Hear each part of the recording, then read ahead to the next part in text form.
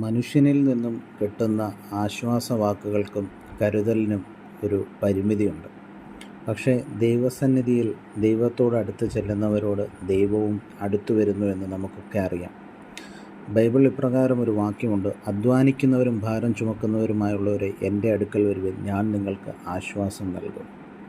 നമ്മുടെ ഈ ലോക ജീവിതത്തിൽ നമ്മുടെ കഷ്ടതകളുടെ നടുവിൽ നമ്മൾ ദൈവത്തോട് അടുത്ത് നിൽക്കുകയാണെങ്കിൽ ദൈവം നമ്മളോട് അടുത്ത് വരുന്നത് നമുക്ക് കാണാൻ സാധിക്കും. ദൈവത്തിൻ്റെ ഒരു കരുതലാണ് നമ്മളോടുള്ള കരുതൽ. അത് പ്രാർത്ഥനയിലൂടെ, നിരന്തരമായ പ്രാർത്ഥനയിലൂടെ നമുക്ക് ദൈവത്തോട് അടുക്കാൻ സാധിക്കും.